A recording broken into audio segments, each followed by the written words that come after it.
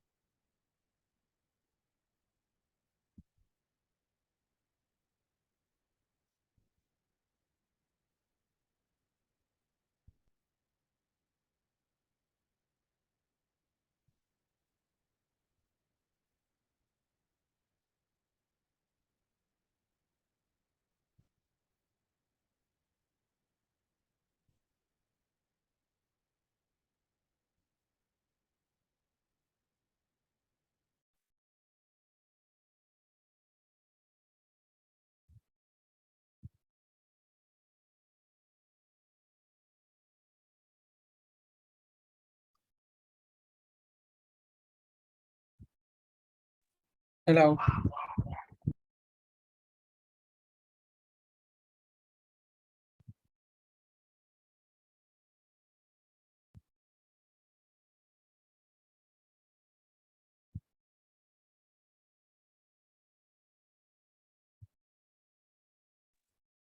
Justin, do you mind sharing the link with us again because she is still unable to join for some reason?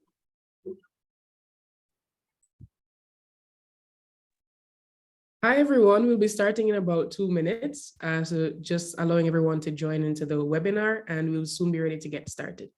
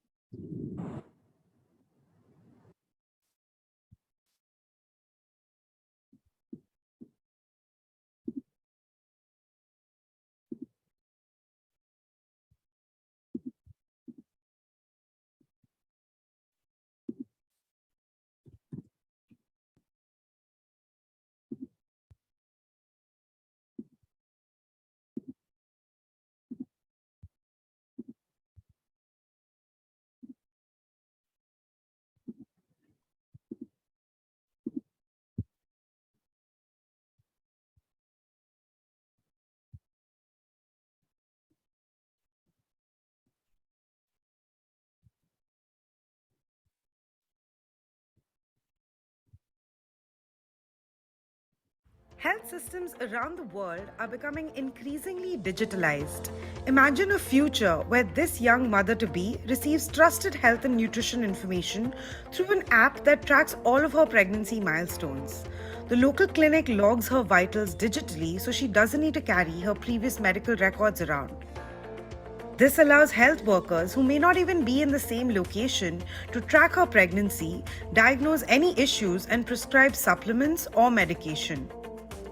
Her data is also anonymized and collected by district, state, and national health systems. This feeds into provincial and national health planning and helps make better decisions about communities' health needs. Using real-time health data can lead to quicker response times from doctors, more accurate diagnoses, better targeted distribution of medicine and equipment, and more efficient and resilient health systems overall. It also allows researchers access to more and better information to develop new medicines and equipment. What's more than half the world now uses the internet. This allows health planners to reach nearly 5 billion people with better public health strategies using digital tools. Improving digital connectivity must remain a priority to ensure that these benefits apply to everyone and no one is left behind. While digital health and data offer huge opportunities, people are often not aware of who has access to their health data and how it's being used. Unless the collection and use of health data is regulated, there are risks that data could be used ineffectively or unethically rather than to improve health outcomes for the public. Data misuse has the potential to harm people and minimize health benefits for the population, especially for marginalized communities. So we need a system in place to protect us and ensure that our data is used for everyone's benefit. Better health data governance can protect us as individuals and protect us as a population. Health data governance is a set of rules that governments and other bodies must abide by in the collection, use, and disposal of health data. Unfortunately, at the moment, there is no globally agreed set of norms and standards that guide countries, technology companies, and other stakeholders on the use of our health data. Transform Health is calling for a global health data governance framework to maximize the public value of health data while protecting individual rights. A global framework would establish an agreement between nations around a set of common standards for the governance of health data. A global framework must be developed through a fully inclusive process and underpinned by the human rights and equity-based health data governance principles. A global set of health data governance principles were launched in April 2022 with the core objectives of protecting people, promoting health value, and prioritizing equity.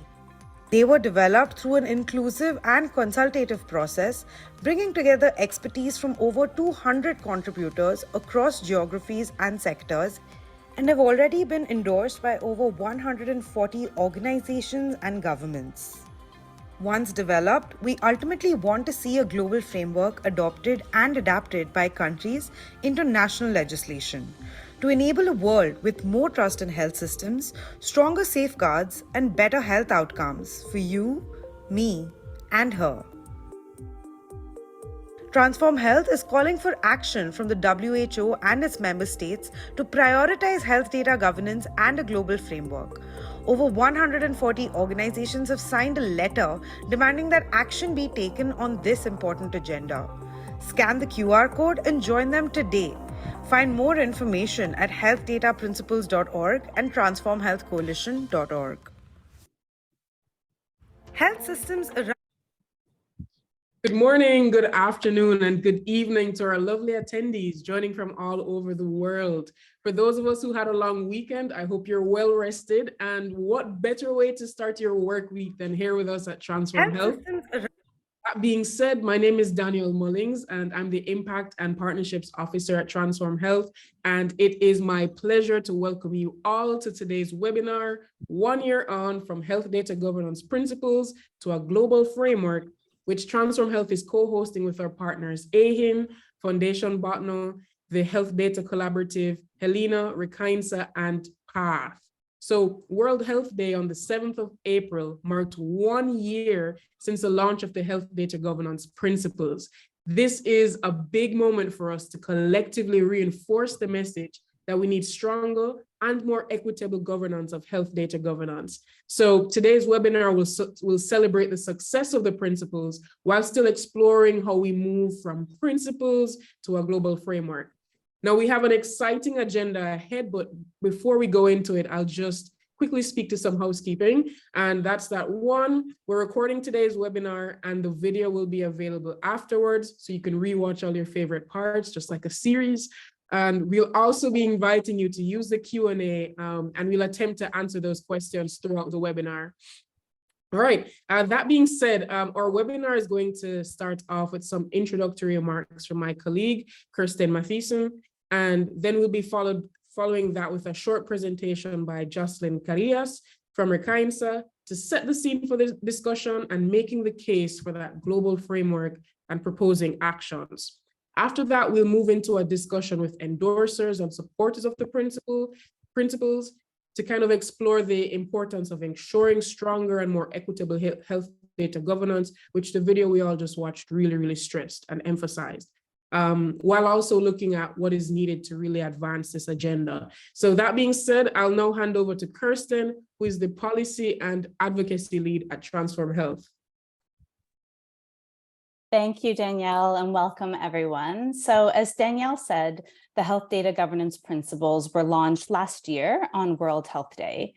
This was a culmination of an extensive and inclusive multi-stakeholder process, including 8 global and regional workshops, including a youth-specific consultation, as well as then which was followed by a 1-month public consultation period on a draft set of principles.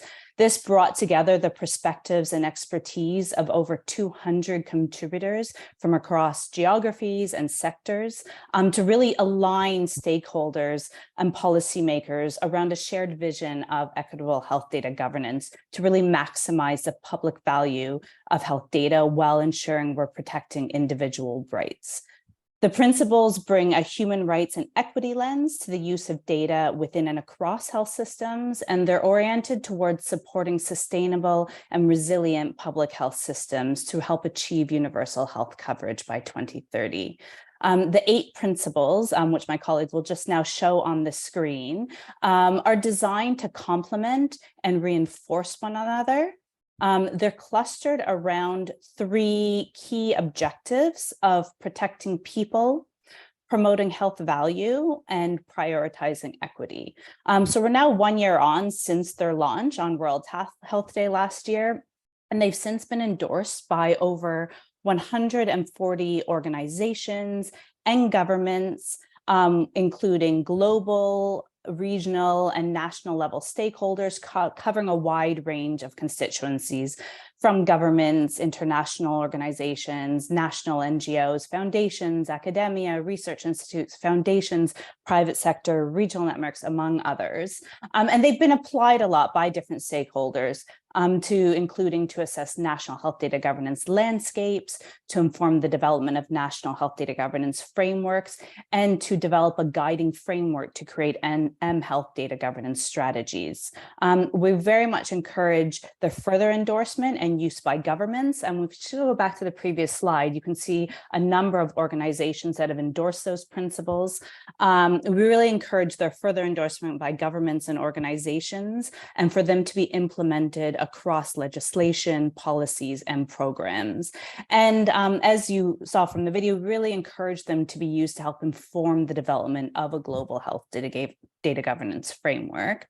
And to hear more about this, about why we need a global health data governance framework and what action is needed to get there, I'm going to hand over to my colleague, Jocelyn Carillas from Rekainsa, who's also the co-chair of the policy circle of the Transform Health Coalition. So over to you, Jocelyn. Thank you, Kirsten, for the warm introduction. I am very honored to be part of this commemoration. Definitely, what a great way to commemorate World Health Day. And well, why do we need a stronger governance of health data? And as we know, as health systems and other part of our lives have become increasingly digital, the amount of health data and health-related data that is collected and used continues to expand. Data is an essential tool to strengthen health systems, to respond to health emergencies, to improve patients' management, further research and innovation, and advance universal health coverage. This definitely has been further highlighted by the COVID-19 pandemic. Well, this offers a huge opportunity it also raises issues of data privacy, ownership, sharing, and access, as well as important questions about who governs data and how. So many of the rules to govern the collection and use of data have not kept pace with innovation, with the growing potentials for data to support better health and well-being, nor with the potential harms arising from data misuse. So while countries and regions around the world are instituting health data governance policies and legislations, there is no overreaching global frameworks. Can you go back one slide by Dehi? Thank you. There is no overreaching global framework to align countries and guide the use and management of health data. There is, however, growing consensus and support on the need to strengthen health data governance with strong calls and recommendations on this in, first, the outcome statement of the 2021 World Health Organization Health Data Governance Summit. Two, the report of the Lancet Commission on Governing Health Futures. I'm sorry, my puppies are going crazy right now. The Broadband Commission report on virtual health and care proposed, and a global call to action letter that has signed by more than 150 organizations calling for a global health data governance framework.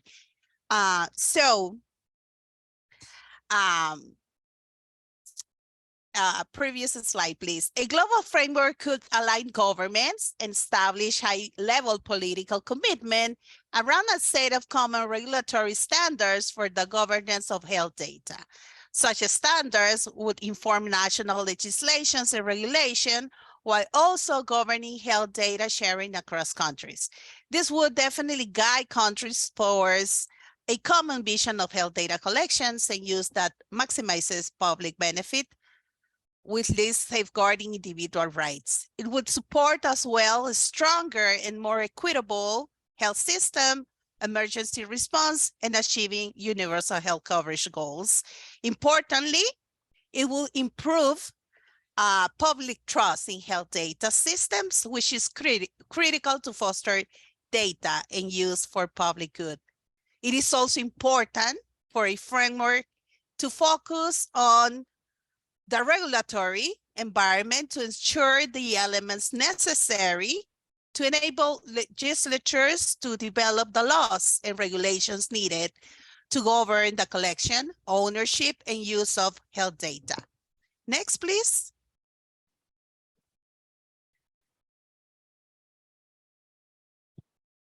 So a global framework should be guided by equity and right-based principles to ensure it's framed around the protection of people, the promotion of health value, and prioritizes equity.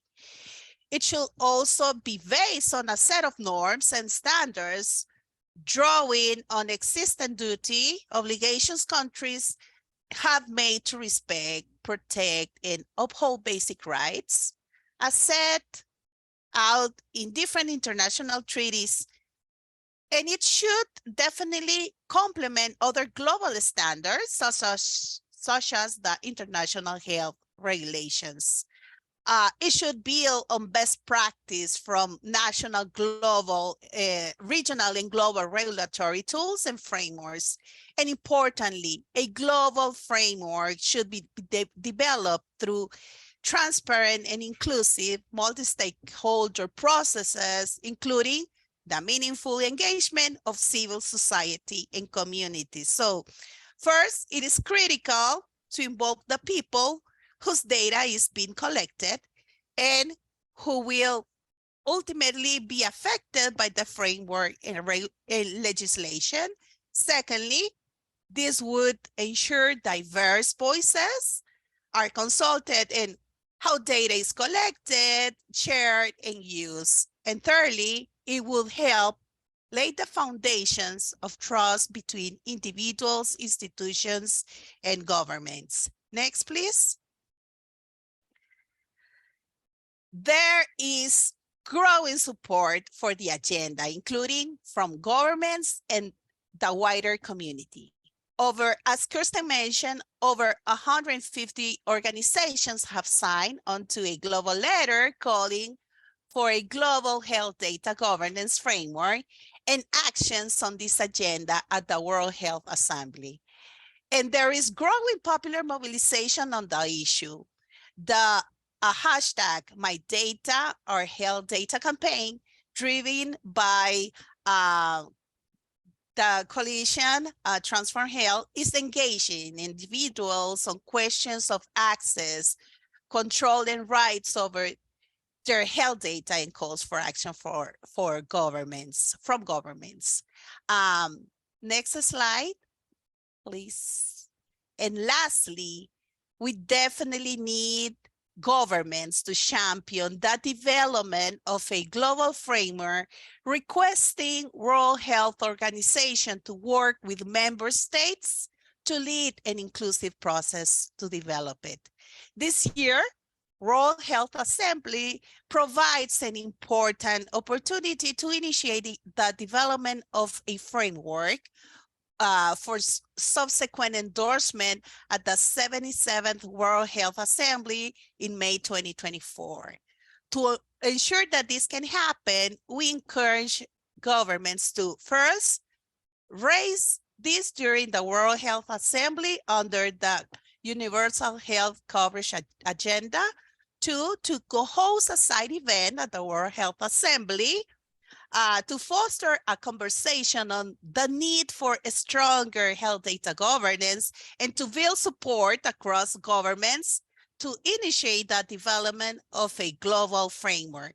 And lastly, to engage in World Health Organization lead event on health data governance being planned ahead of the World Health Assembly, and to ensure this leads to clear actions towards the development of a global framework. Thank you very much, and back to you, Danielle.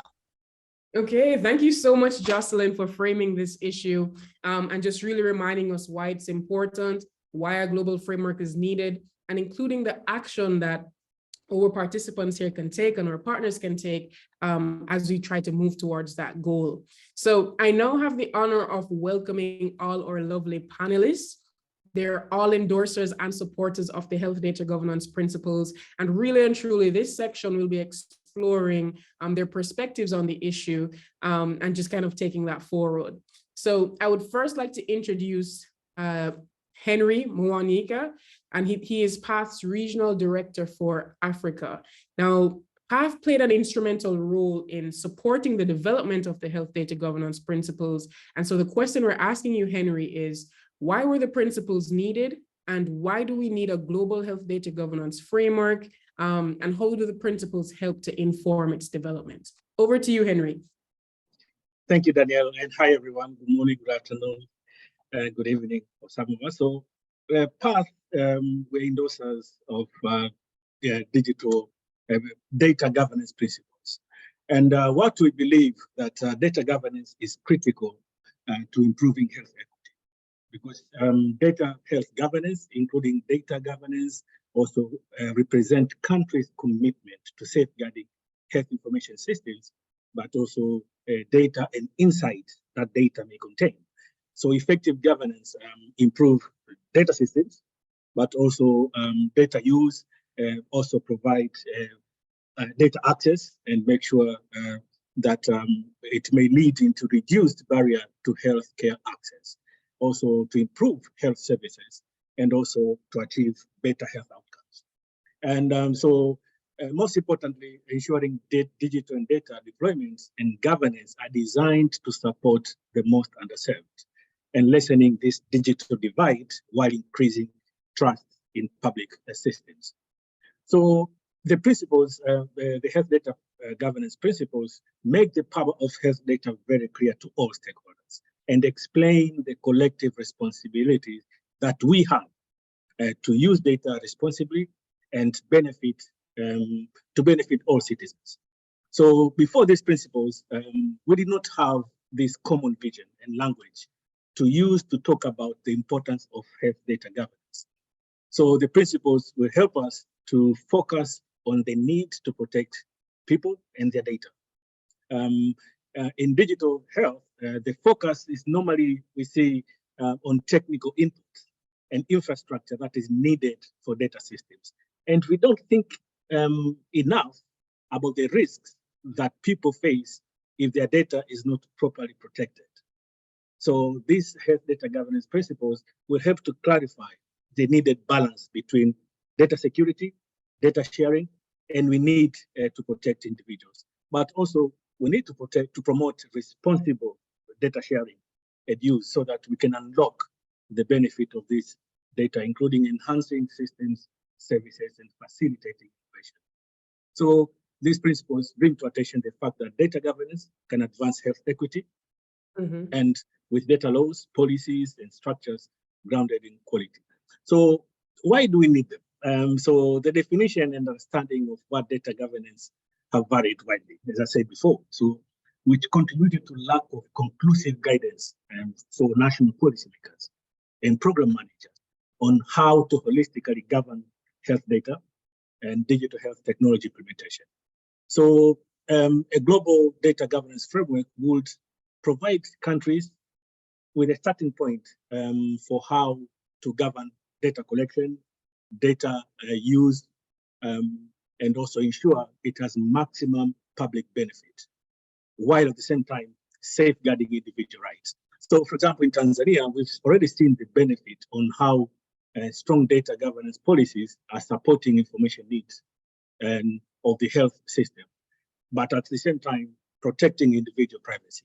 So Tanzania government recently published a health enterprise architecture blueprint that includes data governance framework that provide guidance on how data flows between levels of the health system and set the standards for who can access and use health data.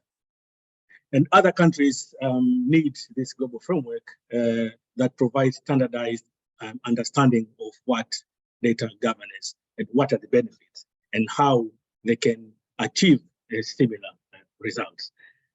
So for us, we are one of the endorsers. We feel that this is critical and may result in health equity if it's well implemented and used by countries to provide, to enhance data security and protection of data to improve health outcomes. Thank you. All right, thank you so much, Henry. I like what you said about the principles basically being a way to create a common vision and shared language. And it also highlights that we need to ensure that it's those who are most underserved that we're reaching. And the principles help us to kind of prioritize, put our focus on. That being said, let's now turn to Dr. Hasitha Pramod from the Ministry of Health in Sri Lanka. So the Ministry of Health has actually recently endorsed the health data governance principles, and we'd love to hear from you about how your government has used the principles and what further action may be needed to strengthen the governance of health data. So over to you, Dr. Pramod.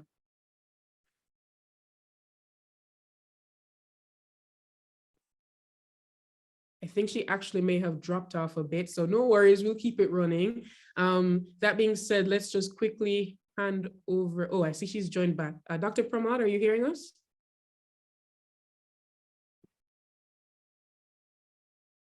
All right, let's just give her some time then to get set up. So I'll just quickly go over to Petrider Paul from the Aymara Leadership Initiative, a community-based organization in Tanzania. So right now, Transform Health and partners have recently launched the My Data or Health campaign, and it is geared towards building a grassroots movement on the issue of health data governance. So the Aymara Leadership Initiative has actually been a part of it, and we'd love to hear from you, Petrider, about your perspective and your involvement in the campaign. Why is health data governance even important for young people? Why does it need attention? And what are some of the actions that you think you would want to see?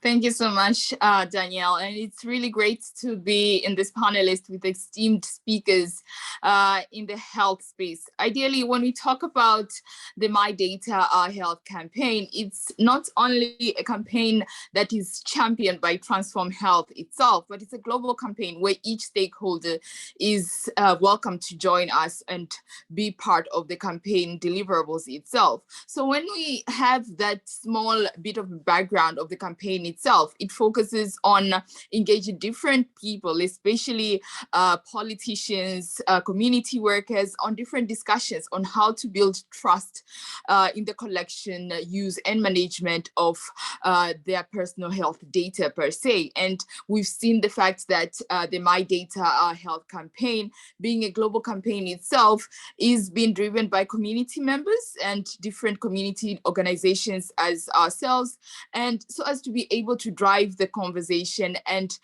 ensure that different communities members and stakeholders are aware of how best to access, control, and have the different rights over their health data itself. And this is a complementary aspect to the health data governance principles itself that have been well stipulated and contemplated by different stakeholders that have already highlighted some few points on it. So when we are really looking at how different young people per se can be part of the health data governance, and why is it an important issue, I think it's the fact that there is a need to prioritize attention on health data governance itself.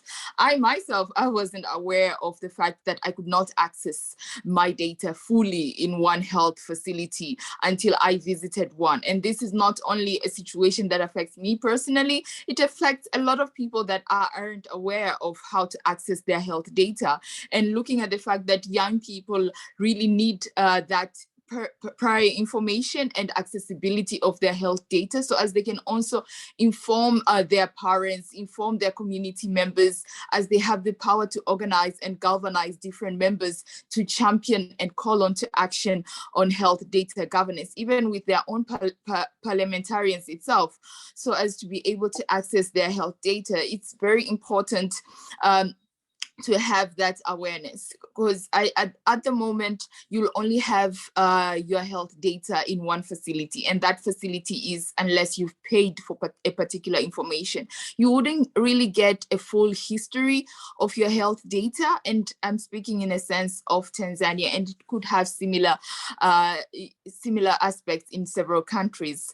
And however, once you are in need of that particular full access information of your health data, it means going to several facilities that you visited in the several years or in several months, so that you can collect that health data information. So we do not have one centralized health data platform to actually get access. And I think once young people are aware of how best they can access this information, whether by looking at different digital tools that are available, because we've seen a lot of young people being innovative, especially when it comes to health data platforms.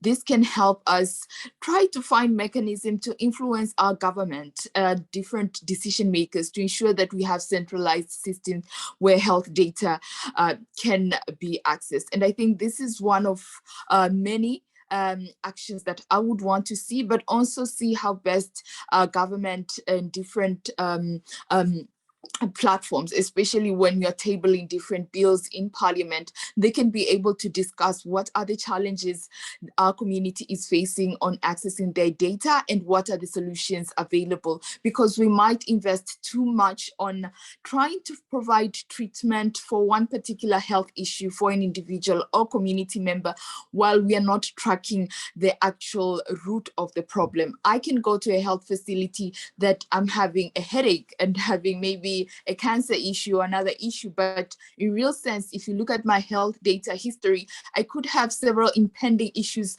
that could be resolved if one can really know what are the different health data information that I have looking at my track history. So I think accessibility is one key, but also looking at how best we can have the health data information free and also accessible in different health facilities. And this I could say I'm throwing the ball that it needs a high investment and high mechanisms to look at how best to transform our health sector itself, but it only starts with the different decision makers that can be able to actually have that bills in place, whether it's in parliament, whether it's health minister, looking at the fact that where we are having gaps nationally, this can be corrected, and to ensure that we have accurate data, but also data that is accessible to all. All right, thank you so much, Richard. I think you highlighted so many important points. In particular, I like what you said about, us wanting to enhance young people's awareness of how they can even access their health data. And that's something that the My Data Our Health campaign has really shown, especially through our key actions and even the videos that where we've put together the experience of different young people across, I think it's across Africa. I'm just highlighting them trying to access their own health data across the world, sorry. So that's actually pretty interesting for us to see. And you also highlighted that need to personalize it, like I need to know what's happening in my own local context, in addition to what's happening globally. And that being said, we're just going to go back now to Dr. Hasitha Pramod from the Ministry of Health in Sri Lanka. So as I mentioned earlier, the Ministry of Health has recently endorsed the health data governance principles. And so the question that we have for you is, how has your government used the principles, and what further action is needed to strengthen the governance of health data? And you should be able to share screen now if you'd like to. Over to you, Dr. Pramod. Yeah, thank you, Daniel. Sorry for the inconvenience. I had some network failure earlier. So thank you for providing this opportunity to share our concerns and our insights as digital health governors in Sri Lanka as Ministry of Health. So I will just give a brief. So as your question, so what is our country's context? So Sri Lanka is almost 25 years. We have a digital health started around 25 years ago, and we have contributed so many things to the regional and the globally. And according to the WHO IT strategy toolkit, so we at the level of second quadrant, like as a developing and building up a stage of the national context of e-health. So, and the Global Digital Health Index also places Sri Lanka as a phase 3 overall. And I have to stress that among all 7 aspects of the DGHI, so we emphasize that attention to be needed, especially for the governors and leadership, as it's the currently we are at the phase 2, but it has a major impact on all other components. So that's why we focused our attention specifically on this governance components, as it's very essential. So I'm glad to inform that the Sri Lanka already developed the digital health architecture blueprint version 1, and we released the version 1. Also, we have so many other things to develop as a developing nation in South Asian region. So this could be the our blueprint realization roadmap. So there are so many components we have identified as technological components, processes, and the people. So among those processes, so we specifically identified how the governance component is essential. So we have our building blocks, which is embedded in our roadmap. So now we are in the process of completing one of these building blocks one by one to accomplish our roadmap. So I would like to especially mention regarding this governance. So we had our recently, the last year, we had the digital health convergence workshop, which was we done in collaboration with the College of Health Informatics in Sri Lanka, and AHIN, especially AHIN sponsored that event, and the Ministry of Health and the HISL. So we did this workshop specifically for this digital health governance component. So during these workshops, so we did mainly to divide the digital health governance, basically the IT, information and data governance. So through 3 major components, we specifically go through one by one how these components which should align to our digital health blueprint and how this governance component with me which should act on in Sri Lankan digital health component. So data governance, so we use the digital data principles, digital health governance principles as a core component. So we initiate this data governance framework for the healthcare sector, Sri Lanka, aligning with the Data Protection Act, which is recently enabled in Sri Lanka in last year. So with aligned with the Data Protection Act, we use these data governance principles to align Sri Lanka digital health blueprint in digital health roadmap. So what we did was we did some build consensus for the data health governance principles aimed to adoption of health data governance principles in Sri Lankan health sector. So that's why it's very important series of events to conduct this convergence workshop using so many WHO and AHIN toolkits for the get the engaging the stakeholders for this governance component, because the governance is the key component which needs so many government, private and all the stakeholders which are aligned with the digital health. So the private, public, both partners we need. So that's why we accompany those all the partners together, and we did this convergence workshop to get the preparing the governance framework to get the all ideas regarding the governance. So I'm not going to give so many components because of the time limitation. So in the way forward, basically IT governance, we have decided so many components: people, process, infrastructure, and the cross-cutting component. And the information governance, we may encounter with the short-term, mid-term, and the long-term planning. And data governance, we followed the digital health governance principles, and we built our own governance team and the establishment of the policies and standards in accordance with the digital health policies, and the define a vision and communicate it effectively. And we are planned to develop clear data processes and incorporate the right technological solutions with the governance, and set up some data controls and track progresses. So as a Ministry of Health, so Sri Lanka, we endorse the equity and the right-based health data governance principles, showing our commitment to improving the equitable governance of health data. So it will be a very good impact as in the country and the region. We also emphasize other countries so they can also incorporate these data governance principles into their governance framework, because as I and our country also we thought so it would be a more beneficial, so much more people or the nationwide or a globally acceptable frameworks, so then which can be adapted to their countries with their own needs. So this is our endorsement.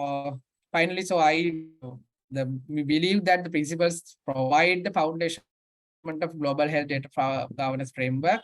So then it will help to set up the regulatory standard for the governance of the health data in global. So this would support the stronger and more equitable health systems, emergency responses, research and innovation, and move us for the acquiring the universal health coverage goals. So those are the components as from Sri Lanka. I would have to emphasize as the importance of the governance principles. Thank you. Okay, thank you so much, Dr. Pramada. You've really given us a practical example of how the principles can really be implemented. Yeah. And we'd love to see the amazing work that's happening at the Ministry of Health in Sri Lanka. So thank you so much for sharing. And we're going to move right into our next panelist, Malar Veerapan, and she's the program manager at the World Bank. Now, the World Bank was the first multilateral organization to endorse the principles. So the question we have for you is, why is action needed to ensure more equitable and responsible health data management? And what role can development partners, such as the World Bank, play to advance this agenda? So over to you.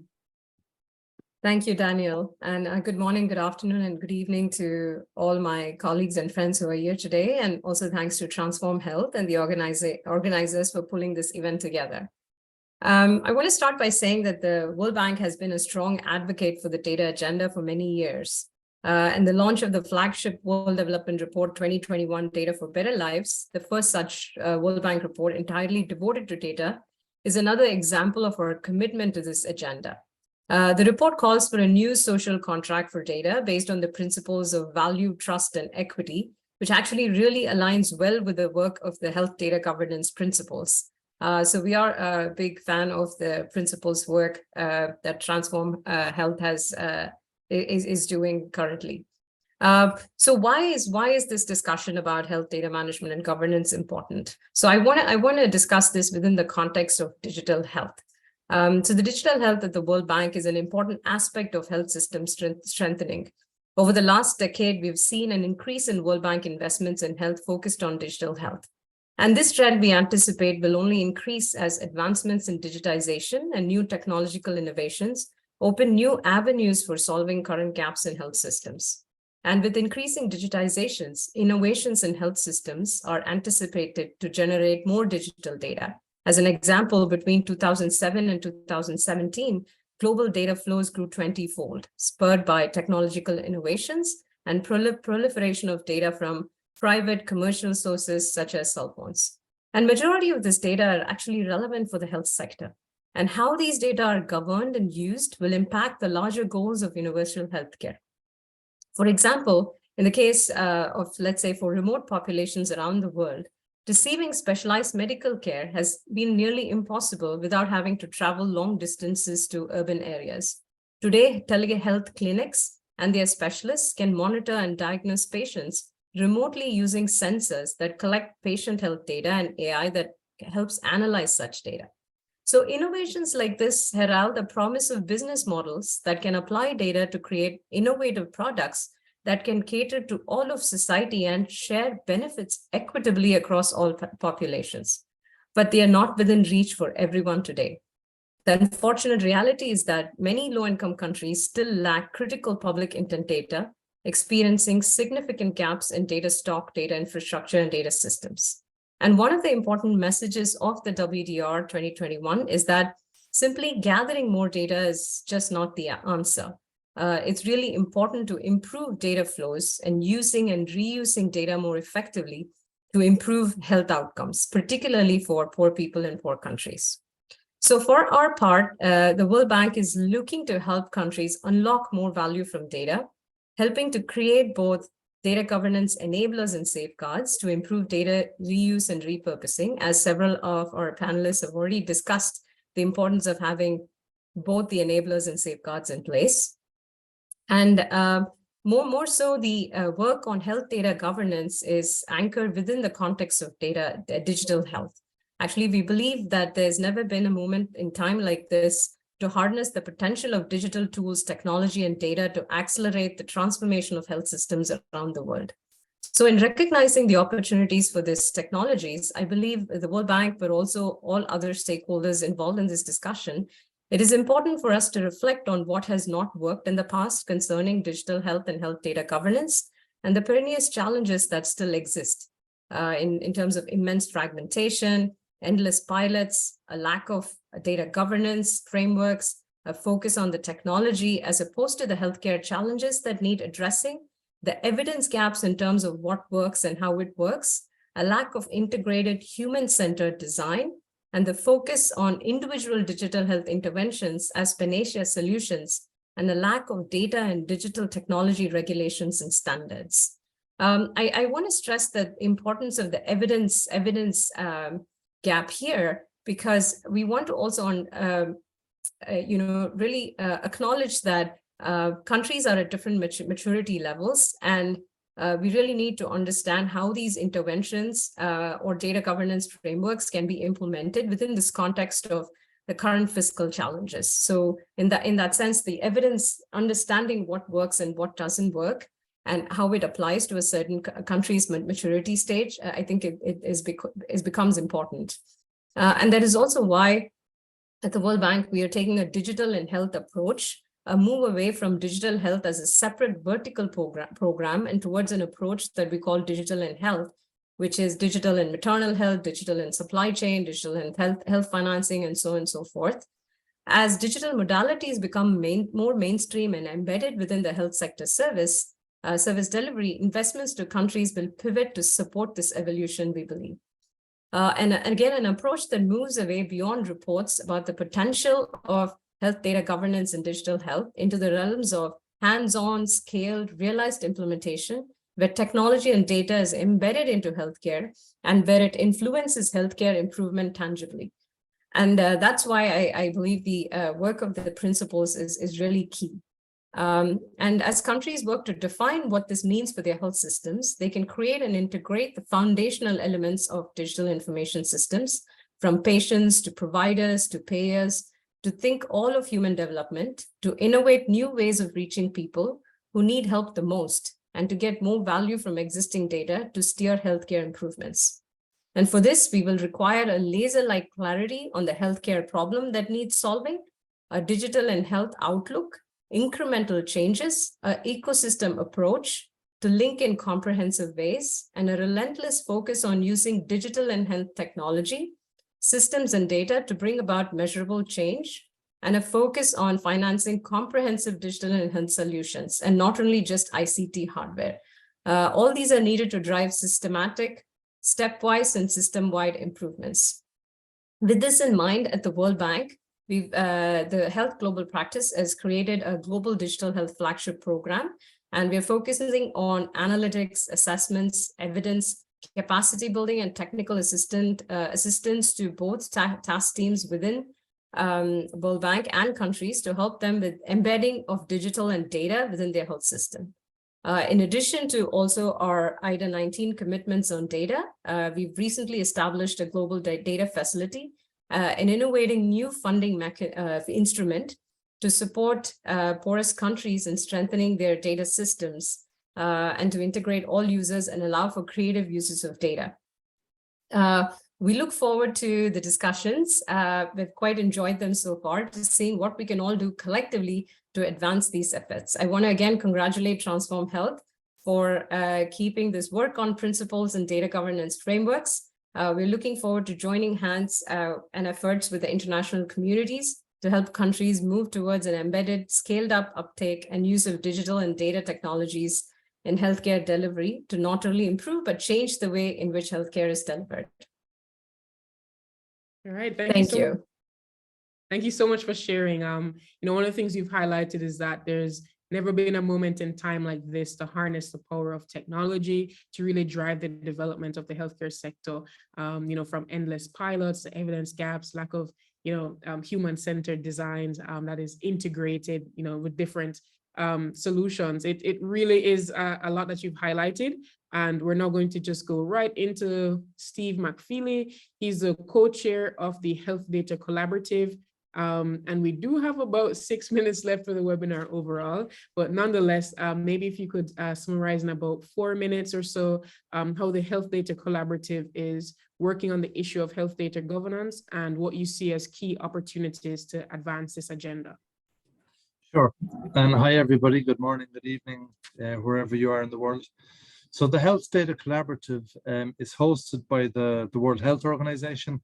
It's a collaborative of private sector, public sector, governments, member states, specialists, and we're working together in a number of ways.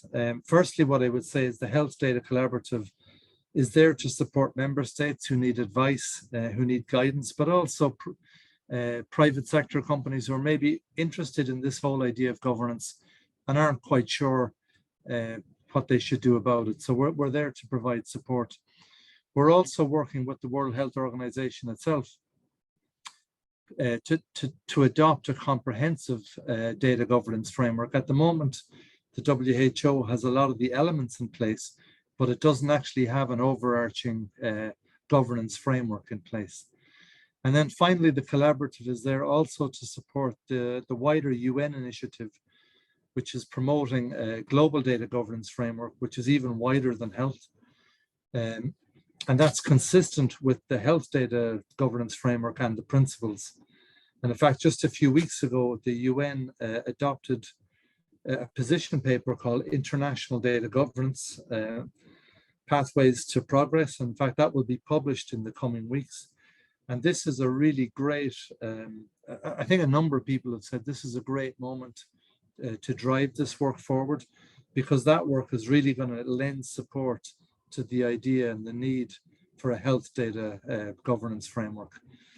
So I think with that, I'll stop, because I think everybody else has really said everything that needs to be said. I think the video was fantastic. I think all the other speakers have covered it. So the health data governance, or the health data collaborative, and in fact, the World Health Organization Secretariat are there to really support this work in any way we can. Thank you. Thank you so much. All right, so we'll head right into Mr. Eric Sutherland, Senior Health Economist with the OECD. And your question is going to be, in strengthening health data governance, why is it so important to address regulatory aspects? So, what is some of the work that the OECD is doing in this area, and what lessons can you share? Sure thing. So the OECD has actually had an international framework around health data governance since 2017, which has been published, and we have our member countries actively working toward it. The framework itself is very aligned, as not surprising at all, with the health data governance principles. And I actually think the way specifically, the way that Transform Health has put the package together and explained the value of it, in particular through that video we saw earlier on, is absolutely excellent. The major reflection from the OECD perspective is that countries are data rich and information poor. They have not been able to generate the value out of the data in of itself that they have. And regulation plays a big part of that. The regulations to date have largely been focused on, regulations intended to focus on risk. It's focused on the risk of sharing and harms that can be created by sharing. What the regulations have not focused as much on are the harms that can be caused by not sharing. By not ensuring access of data to individuals, to people, to clinicians, to researchers, to improve health systems and effectively have a safer health system itself.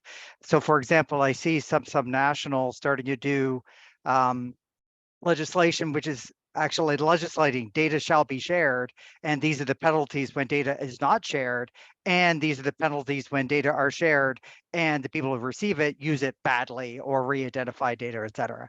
And that's exciting stuff. And I think that's where legislation really does come to pass. Having said that, I do think that legislation, reflecting on what Malar and everyone has said, needs to reflect on the entire digital health ecosystem, which, and I'm going to add one to what Malar was saying, incorporates the responsible analytics and the integrated health data and the digital tools and the enabling functions that are required in order to create this integrated digital health ecosystem that we desperately need and is the foundation of all aspects of transformation going forward. And I think a big part of that we haven't effectively tapped into, and we have a strong opportunity through the work that Transform Health is doing, is to really tap into the patient voice. What are the patient expectations?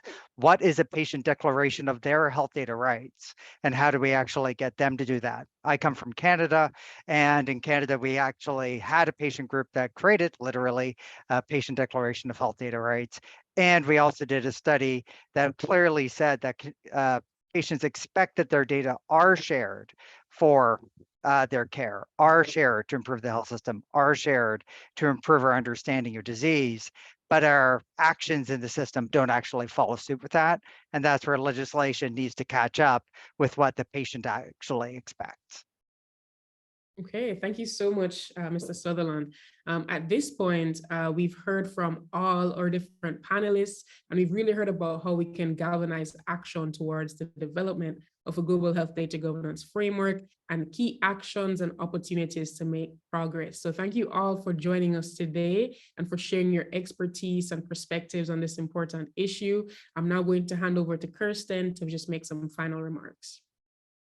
Thanks, Danielle. And I just really want to wrap up with 1 minute, just say thank everyone for joining today's important webinar on the importance of strengthening health data governance, and really to all of our panelists for sharing their rich insights and perspectives on the issue. So the launch of the health data governance principles a year ago was a really important milestone in making progress on this issue. And really, as I said, we see as a key step towards the development of a global framework, and support for this really continues to grow across stakeholder groups. But what's really important now in this year and the next year is that we really turn that support into concrete actions to move from principles to a global framework. The World Health Assembly this year in May, the UHC high-level meeting in September, and the G20 are just a few of the key opportunities to really foster those needed discussions and to galvanize that action so we move towards progress on this agenda. But it's important that we really seize those opportunities to initiate the development of a global framework. So we've talked a lot about it. Now we need to turn that talk into concrete action to hopefully then bring that back to the World Health Assembly in 2024 for endorsement by governments. What's also really important is making sure that the development of a global framework is done through a very inclusive process and that is underpinned by principles grounded in equity and rights. So we just want to finish off by saying we really encourage governments and other stakeholders to champion this agenda to really make sure this happens. And we really thank all of you for joining today's webinar, and we look forward to your support as well to help driving progress on this agenda. So thank you very much. Have a great rest of the day, evening, depending where you are in the world, and we look forward to working with you on this agenda moving forward.